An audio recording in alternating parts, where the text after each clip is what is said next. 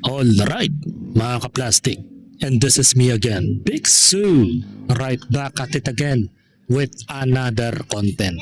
At isa na naman viral ang ating tatalakayin ngayong araw na ito o gabi sa inyong lugar. At ang tatalakayin po natin mga ka-plastic ay ang tungkol kay Commissioner na rap kaninisan ng Napolcom na kung saan ay nakasagupa niya ang isang corporal na pulis na napakagiting mga ka-plastic, sobrang tapang at sinabihan ba naman siyang nagpapapogi sa harap ng mga media.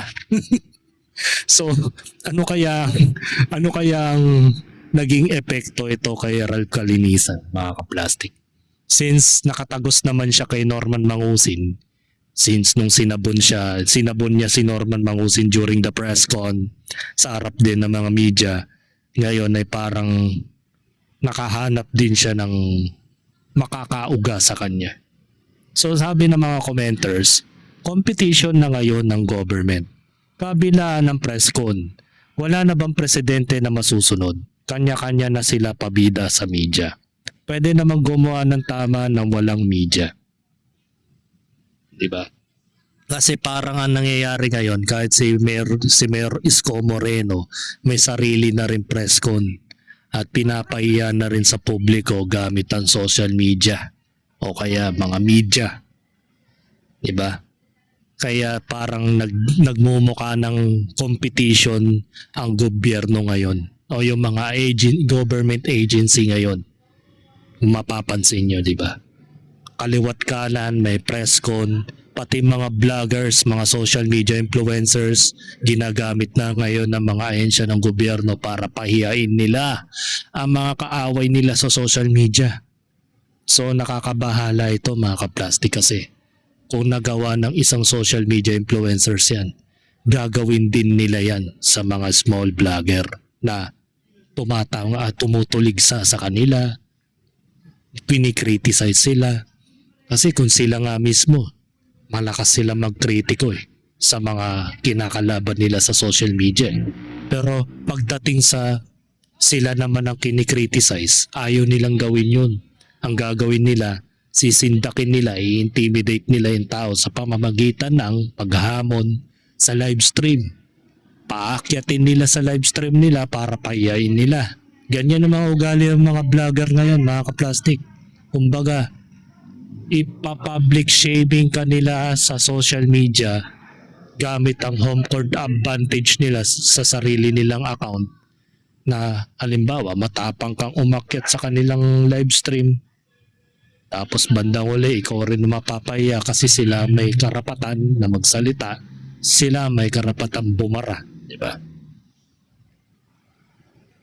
Ayun, sabi nga niya yung author ng page na to, TBH, sobrang pagod ngayon talaga si Sir, kaliwat kanan ng mga coverage. Tapos dumadagdag pa yung mga vlogger, no? Ang dami na ngang backlog na problema sa Pilipinas, tas dadagdag pa yung mga social media influencers. Magre-reklamo tapos gagawan nila ng content, diba? Sabi naman ni Panyamante Rachel, may media po kasi sa social media nagmula nung pangyayari kaya natural lang yan sa taong bayan. Magpaliwanag kasi marami din nag-aabang kung ano nangyari regarding sa video na nakita. Tapos halos lahat ng mga tao ngayon, chismosa na. Need na ng transparency. Minsan yung mga hearing sa korte, pinapasok na rin ng social media. Di ba dapat in private na yon? Kaya tuloy na pagpepestahan tuloy ng mga mosang, mga chismosa na nagpapaka-abogado sa comment section na piling nila sila na magaling, nakaka-plastic. Joker ka, anong pwede palang media mga government officials sila natural at dapat nila i-cover ang mga galaw nila. Kasi kung hindi, illegal yun o matatawag na news blackout. Pero hindi naman sa lahat ng pagkakataon mga ka-plastic. Lalo na kung hindi na makatao yung paggawa ng press con. Depende kasi sa pag-press con yan Minsan kasi yung press conference ginagawa nilang public shaming ng mga taong Hindi pa nga nila napapatunayan yung may sala. Basta na lang nakita nila sa social media o nag-viral lang, pwede mo nang payayin yung tao. Kagaya nangyari kay Norman, di ba? Unjust vexation lang yung kinaso, tapos pinaya nila sa publiko na parang nakapatay ng tao. So may punto si Norman that time. So bakit kailangan nilang gawin yun sa tao? So pag nagnakaw ka pala ng candy, pwede ka na palang i-press con. Tama ba ako? Depende kasi yun sa pagpe-press con ng mga tao eh. Dun sa kaso na yun na yung matandang kinaladkad nila sa L300 ba yun o H100 na nagmatigas yung senior citizen. Syempre nakita sa video na halos sagasaan nila yung corporal. Natural, nag-trigger yung pulis. So kung ganun na lang din pala, dapat pala hindi na lang pala gumawa ng action yung pulis na kaladkarin yung senior citizen. Hinayaan na lang niya na masagasaan na lang siya. Ganun din naman eh. Si Boy Angas na palumpalo nagtatago na yata sa ilalim ng palda ng nanay niya. Sino kaya si Boy Angas? So panoorin natin yung pinagmulan ng gulo na ito. Eto, panoorin natin to.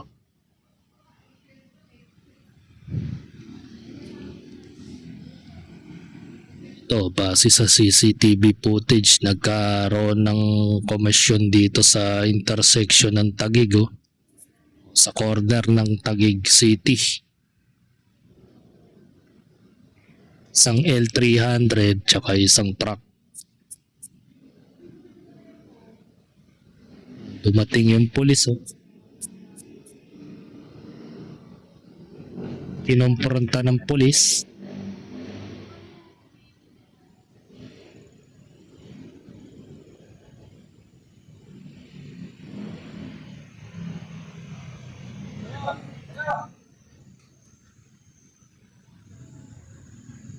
Umatras naman yung L3 na lula ng driver ng pulis ay ng senior citizen eh.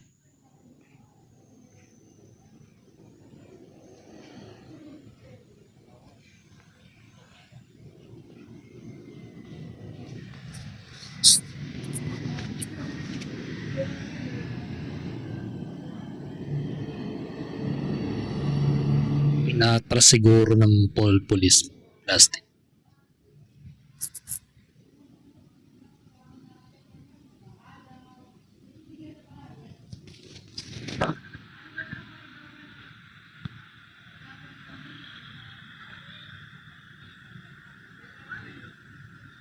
Maayos naman yung pagkakasita ng pulis kung titignan sa CCTV. Kumbaga from the start pa lang wala namang nilabag eh. Siguro di lang natin nakita yung buong pangyayari kung paano siya in-approach niyang pulis. Pero nagkakasagutan na sila. Yun. Mas maganda na lang kung panoorin natin tong balita.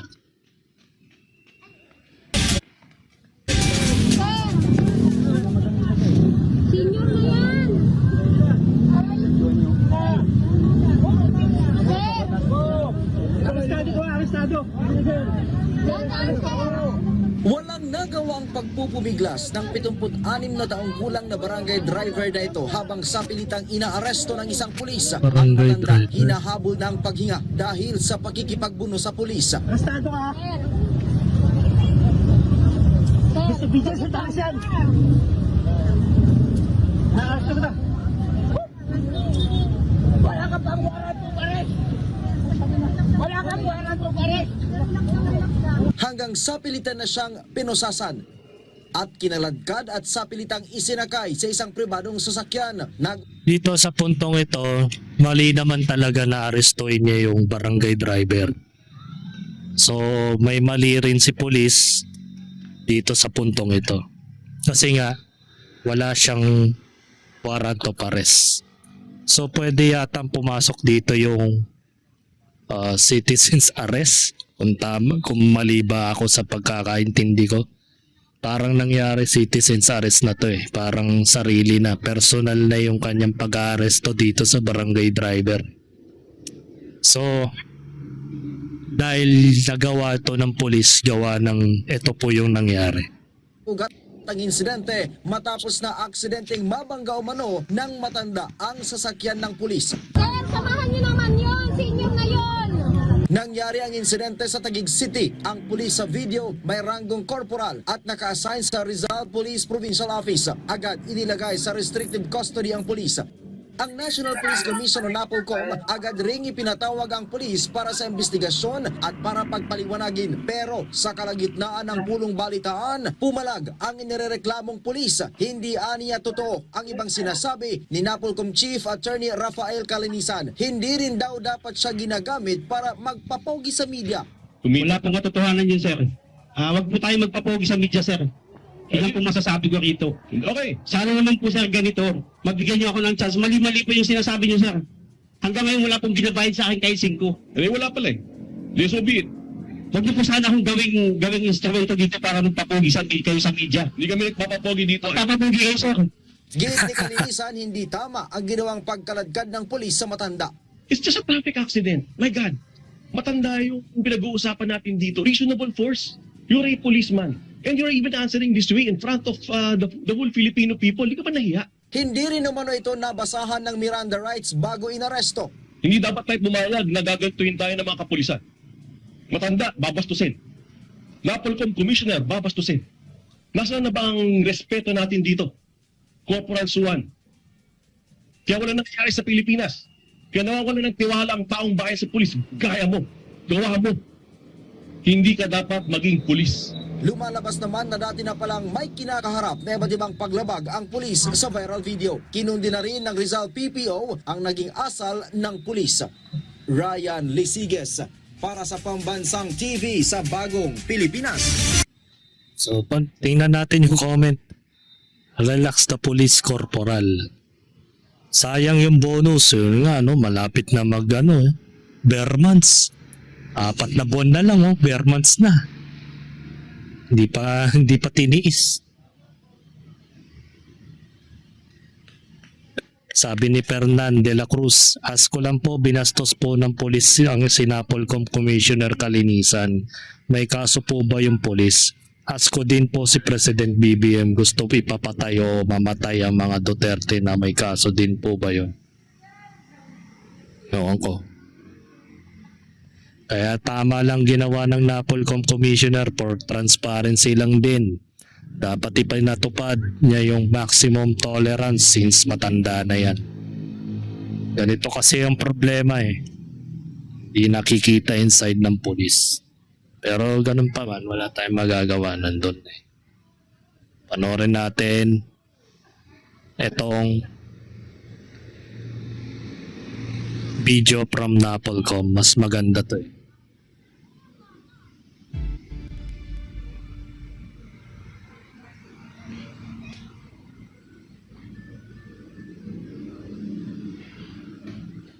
Sir, kung magkaroon po ng pick enforcers, makuha ng mga details. Kasi wala naman po akong balak na magtagal kasi po may lakad po ako that time. Naka-uniform ako, pupunta ako ng krame. So, ang pakiusap ko lang kay tatay, sana, ay isapit yung sarili, makuha yung identity niya, tapos, may report po sana yon. Ang problema po, tinangka po niya akong sagasaan. May video po ako doon. And for information lang po ng lahat, base po sa investigation ko, meron po siyang 8 incident. The same po. Ito po yung mga police report. Kung pwede niyo pong 8 po ito na same. Frustrated homicide, attempted homicide. 8 po itong insidente. Ipapakita ko po sa media. Kung pwede niyo po ito lahat. Upo ka dyan. Upo ka dito. Ito po. Upo ka dito, Miss Corporal. Ayaw niya. So, ito pong pangyayari na to, nagpapatunay lamang po na trabaho niya na itong mambangga ng ibang tao tuwing siya ay nagkakaroon ng itong traffic incident na mga ganito. Yung mga kaso po na ito, nandito po yung babangitin ko lang po lahat. Sir, with your pasensya na po sir. Yung itong kaso niya no Napainom si ano. 2022-12-26 frustrated murder, frustrated homicide. Mukhang napasubo si Boss Kalinisan dito mga kaplastik, napainom ng tubig. Kasi nagpakita itong si Corporal ng mga criminal records ng isang barangay driver. Nagawain na pala daw niya yung mga ganung bagay noon pa. Yung mga ipag-aaway, nakikipag-road rage sa kalsada. So yun, sana naman lang binigyan nila ng maayos na paliwanag itong taong ito tapos sinasabon nila sa harap ng media. So napaka-unfair nga naman kung mayroon naman punto naman pala yung corporal. Hindi ko sa pinagtatanggol tong taong to kasi yun ang base sa kwento niya na balak na siyang sagasaan ng taong yun. So ibig sabihin, kung pinabayaan na niya na nagpasagasa na lang siya, so aabot sa punto na hindi pala magkakaroon ng press con, no? Di ba? Yan ang mahirap. Kailangan maging timbang ka sa mga nangyayari. I-review yung mga nangyayari, hindi yung porket may nakita kayong senior, kinaladkad ng isang corporal, pinusasan ng walang warat o pares. Na mahirap. Sa ibang bansa kasi kapag halimbawa pumalag ka sa polis, sa Amerika nga lang pag pumalag ka pupusasan ka talaga without warrant of arrest yun mga kaplastik. Napapanood ko yun sa RPN 9 that time, yung mga documentary na mga NYPD, yung New York Police District nila doon, diba? Doon mo makikita talaga na kahit na walang warrant of arrest, basta pumalag yung mga tao sa kanila, poposasan nila yan. Totosin tama, may punto rin naman itong si Corporal. Kasi kung di niya ginawa yon, hinayaan lang niya, malamang sa malamang baka siya yung nategi doon. Tapos itong ating siyempre, si Boss Kalinisan, damage control siya, mga kaplastik. So ganun talaga kahit naman sa mga trabaho ang kakampihan customer. Sa mall ganun, customer ang laging kinakampihan ng supervisor tsaka managers. Sa takot ba naman na sila ma-DTI o kaya ma-reklamo? Siyempre sasakripisyo nila yung mga maliliit na empleyado. Parang ganito yung nakikita ko sa puntong ito mga kaplastik. So sana man lang pinakinggan niya yung side ng tao kung bakit nangangatwiran itong police corporal.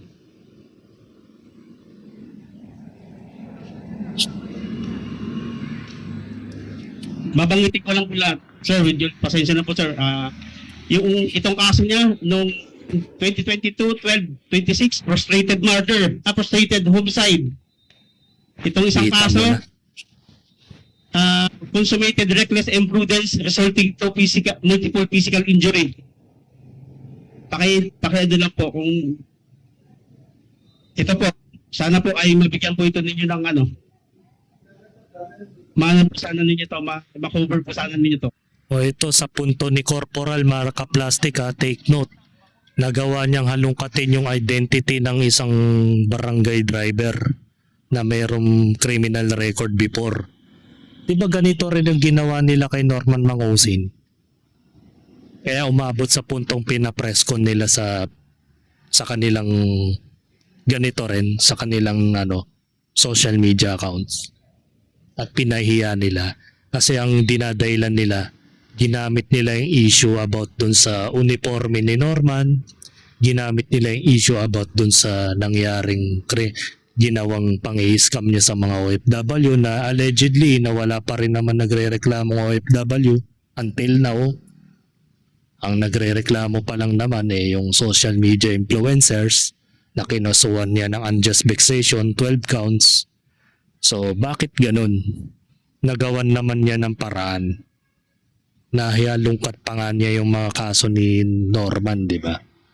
So bakit sa puntong itong si Corporal hindi siya naging neutral? Sana man lang hindi niya man lang ginawan niya ng dahilan na pahiyain yung tao, di ba? may punto rin si Corporal eh. So wala naman sigurong ginawang mali itong si Corporal.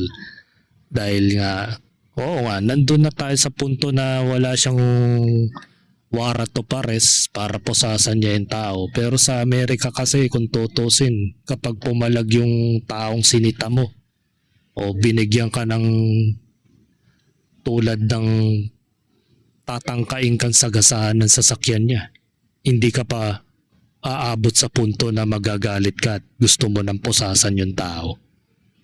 Diba? Yung mali lang niya dun, parang kinaladkad niya yung tao na parang hindi siya makatao. Pero wala eh. Dumating sa punto na nandun na yung galit eh. Siguro kahit na lumagay sa kalagayan na itong si Boss Ralph, sagasaan ka ng barangay driver, malamang ganun din ang gagawin niya. 100%. Palit sila ng sitwasyon. Siya yung nandun sa insidente. Malamang sa malamang ganun ang gagawin niyan. Papakaladkad niya sa mga tauhan niya yan. Diba? So, hindi niya kasi naintindihan yung sitwasyon ni Corporal. Hindi ko sa kinakampihan na kasi wala eh. Ganun talaga sa politika eh. Ito po. Frustrated homicide. Anong kinalaman yan dun sa insidente ng traffic accident? Ito po, attempted homicide. Corporal Suwan, anong kinalaman niyang mga pinagsasabi mo dun sa traffic accident? Sir, gusto ko lang pong patunayan na itong moral character ng tao ay hindi ganun kaganda, sir. Do you want to go that route, Corporal Suwan? Do you want to go that route? Nabanggit ko lang po ito sa itong 8 incident. Let me ask you a question, Corporal Simeon Dimaala Suwan, badge number 197963. Are you the same Corporal Suwan who was demoted in December 2019? Na-demote ka ba, Corporal Suwan, dati? Yes, sir. Yes, sir.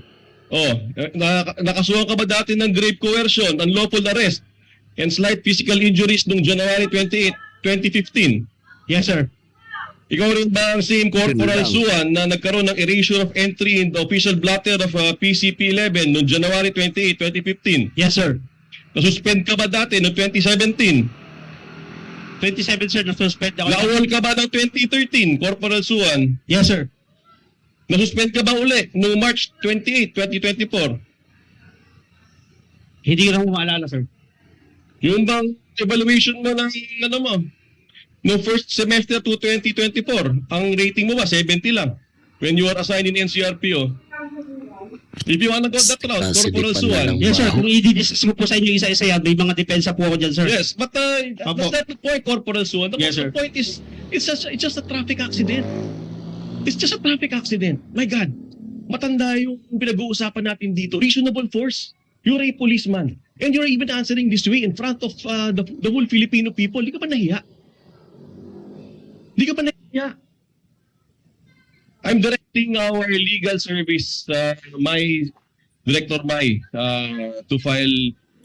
Naku, hirap na ngayon pagtanggol ni Suwan, Corporal. Meron palang record. Wala, parehas pala kayong mayroong may mga violation before ng barangay driver eh. Eh yun, nagkabanggaan yung dalawang kamote. Criminal case against Corporal Suwan for violation of RA 7438 for failure to inform arrested persons of their rights. Dapat binasa mo yung Miranda rights niya. I'm directing the IMIS of the National Police Commission, Director Texon, initiate a motu proprio investigation against this guy for oppression, grave misconduct, and conduct unbecoming of a police officer. We will have none of this in the Philippine National Police. Corporal ka, na-demote ka pa, sarento ka, lakas ng loob mo magsabi ng mga derogatory information ng tao. Eh, hindi naman ikaw malinis. Di ba? Masakit. You've had your time. You've had your time. Yes, sasagutin ko nila, sir. Ito ang point ko. Ba't mo kailangan kalawitin ng matanda? Forget those information Sir. of the other one. With all due respect, sir, that time marami na pong tao. Marami na pong nagagalit sa amin mahaba na po yung traffic, meron siyang ibang nasagasaang tao. So, mag-isa lang po ako dun, sir. Kung sir, kung magkaroon po ng komosyon doon, bugbugin si tatay o ako ang bugbugin, kargo ko po yun dahil ina-arresto ko na po siya doon time na yun. Under the circumstance, sir, kailangan kong gawin na alisin siya doon para doon sa security namin, sir, namin dalawa. Security niya, security ko. We have a problem if our policemen are like this. We have a big problem. We really have a big problem. You should not have done that. He's a 76-year-old guy. Reasonable force yan. Wala namang gagawin na yung matanda doon sa bangketa. Sir, bago po yun, sir, sa loob ng sasakyan, meron siyang inuhugot doon. Hindi ko alam kung matalim o... Okay tayo Okay na yan, okay na yan. Sir, Okay na yan. So, any other questions? I think his demeanor right now speaks 10,000 times of his character. Yes. Thank you. May we now open the floor for question? Bilang, I just want to make Colonel Marlon Santos comment on behalf of the Chief Philippine National Police. Yes, sir. Magandang hapon. So yun, ang masakit mga ka-plastic, meron din pala siyang derogatory record. Mahirap nga naman talagang punahin yung ibang tao kung ikaw mismo sa sarili mo. Meron ka rin ganun na may baho ka rin pala. Kasi din siya nagkamali sa pagposas niya sa isang tao. Sana man lang kahit papaano kinausap niya, itinabi niya yung sasakyan. Then yun na. Hindi naman lang niya nang kinaladkad yung tao. Humingi siya ng backup sa mga pulis niya kung nag-iisa lang siya. And then gawan nila in legal way para na sa gayon hindi lumala yung sitwasyon. Kung ginawang ka man ng bagay na alam mong ikakasagasa ka ng mga ni barangay driver, di sana ina-report mo na lang yan sa station mo para nagawan ng tamang legal na proseso, di ba mga ka-plastic? So yun, so nagkaroon ka pala dati ng mga violation, so napakarami na pala, nag-awol ka pala, may mga inaway ka rin pala before, o mayroon ka ng nadisgrasyang ibang tao, di ba? So mahirap ka nga talagang idepensa kasi mayroon ka na palang dating yun yung masakit. Po sa ating lahat. To understand na Police Colonel Simeon Suwan was invited here in the National Police Commission or was directed to report here in the National Police Commission to shed light on the viral video that went viral on social media, wherein a policeman was seen in the CCTV arresting 76-year-old driver of a 67 years old, no? Ito po ay naka-attract ng maraming attention ng ating mga social media users na kung saan ito po yung umani ng malaking batikos laban sa Philippine National Police. And we submit to the National Police Commission for inviting this Corporal Suwan to give his side on the matter. But then again, as claimed by Police Corporal Suwan, na siya daw ay tinangkang banggain or binangga. Kaya niya ginawa yun. And that will be the very basis of the investigation to be conducted by the National Police Commission. Thank you, sir. I was just handed down a note that based on validation, Corporal Suwan did not wait for the barangay to intervene. He being the person involved, he wanted to be the investigator. That was information passed on to me by our investigators on the ground. sir, I'm not asking you to talk.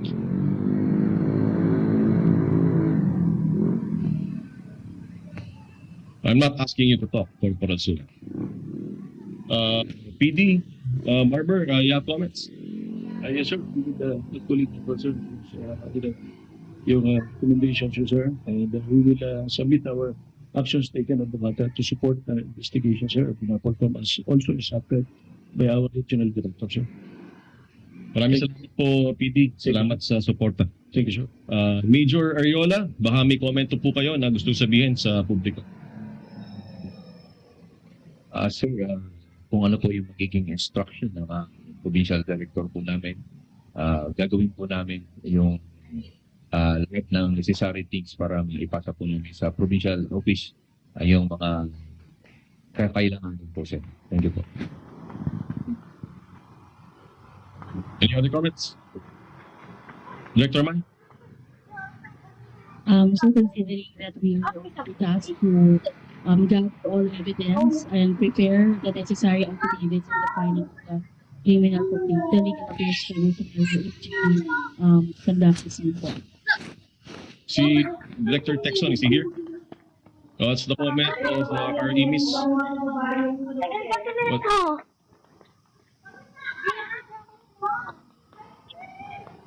Sir, based on the validation conducted by the emails, we received information that the barangay already contacted the traffic enforcers at the time of the incident. And Officer Suan, instead of waiting for the proper authority to handle the matter, so there would be no bias on the investigation, he, being a police officer, insisted that he was the one who investigate and confiscate the driver's license of the 76 years old senior citizen. And because of that, I nagkaroon ng commotion and it blows over. At yun po yung nangyari. Yung nakita na po natin sa video, sa viral video. And kung sana Officer Suwan waited or being prudent, waited for the right authority to settle the matter, may iwasan po sana natin yung nangyari. Yun po. Any other questions? Thank you, sir. We will now open the floor for question. Let's begin with Ms. Marisol Abdurrahman from GMA. Gusto po ay pakasuhan na siya ng Operation to charge Corporal Suan for violation of RA 7438. 7438 mandates na dapat babasahin mo yung Miranda rights dun sa taong inaaresto mo. And that is guarded by the Philippine Constitution, Article 3 of the Philippine Constitution. Dapat sasabihin mo dun sa taong inaaresto mo kung bakit mo siya inaaresto. And Corporal Suan has miserably failed to do that. alright. Yun Kung I lang. understand, nagkaayos yata sila ng 76-year-old driver. That is not relevant. Actually, kung mamarapatin ninyo, nagkaroon pa na settlement. Sinubukan niyang dalhin ito sa investigators. Tinanggihan siya ng mga investigators. Dinala niya sa barangay kung saan nagkaroon sila ng amicable settlement. Nagbayad pa yung taong, yung matanda. Nagbayad pa ng 30,000 pesos.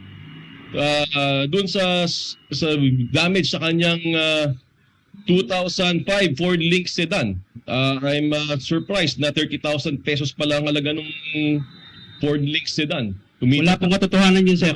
Huwag po tayo magpapogi sa media, sir. Ilan po masasabi ko rito. Okay. Sana naman po, sir, ganito. Mabigyan niyo ako ng chance. Mali-mali po yung sinasabi niyo, sir. Hanggang ngayon wala pong binabayad sa akin kahit 5. Wala pala eh. So be it. Huwag niyo po sana akong gawing instrumento dito para magpapogi kayo sa media. Hindi kami nagpapapogi dito. Papapogi kayo, sir. Alam mo, Corporal Suan, kung ganyan ang mga klase ng police dito, I'll be happy. The National Police Commission will be happy to dismiss these types of errant cops until our policemen understand that we cannot do this to our Filipino people. We will show you what discipline is. Wala pinayaran.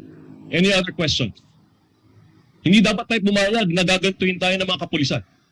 Matanda, babastusin. Napolcom Commissioner, babastusin. Nasaan na ba ang respeto natin dito? Corporal Suan. Kaya wala nangyayari sa Pilipinas. Kaya nawawala ng tiwala ang taong bayan sa pulis. Gaya mo. Gawa mo. Hindi ka dapat maging pulis. Wala pong katotohanan yun, sir. Hindi ko sinabi niyo yung binayaran kami. Hanggang ngayon, sir. Walang binabalik. And then so be it. Then so be it. Sir, Maging fair lang po tayo. Okay na to. Bring Suhan up. Maging fair lang po tayo. Bring Suhan up. Nagawa niyo lang dito para yan. We will cleanse scalawags. The police force from scalawags like this. Mahirap. You don't deserve to wear that freaking uniform. Any other questions? Thank you, sir. May we call Mr. Glenn Hueco from DCW. Ano po ngayon? Sorry. Ano po ngayon yung status ni Corporal? Sir, lalo ngayon, nagkaroon kayo ng matinding sabi ko, naging mainit yung sitwasyon. Ano yung status niya ngayon? The regional director placed him under restricted custody, rightfully so. He's now being investigated by the provincial office. Is that correct, Colonel Barber? And the NAPOLCOM is currently investigating through our IMIS and has been doing validation work on the ground. And the legal service will be filing criminal charges. All right.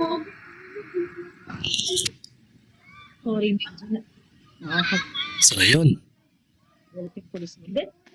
Yun na. May karugtong pa yan mga kaplastik. Saan na ba yun? Ito, part 2 mga kaplastik. na yun, nakikita lang po dun yung video na inaaresto ko. Are you telling me you're not going to apologize, Mr. Suhan? I have to apologize, sir. I understand po. Pero please, sana po ay bigyan niyo ako ng pagkakataong makapagpaliwanag, sir. With all due respect po, sir. Please. Kasi yung video po na kumakalat, parang ako ang sobrang maling-mali doon. Pwede ko po ba, sir, na mabigyan ako ng due process, ma-explain ko man lang yung side po, sir. Hindi, paliwanag ka. Opo, sir. Maghusga ang taong bayan sa ginawa. Opo. Salamat po, sir. With all due respect po sa inyo, Sir Carnelisan. Ang nangyari po nung prior po yung incident na yon, tinangka po niya akong sagasaan. Deliberately po. Meron po akong video dito na nakuha ko po sa barangay. Nasa sagasaan niya ako. So, prior to that, gusto ko siyang, pinapakiusapan ko na yung lisensya niya, yung lisensya niya ay isubmit niya doon sa mga barangay officials doon, mga barangay tanod na andon, para habang hinihintay namin yung yung mga traffic enforcers makuha yung mga details. Kasi wala naman po akong balak na magtagal kasi po may lakad pa ako that time, naka-uniform ako, pupunta ako ng Krame.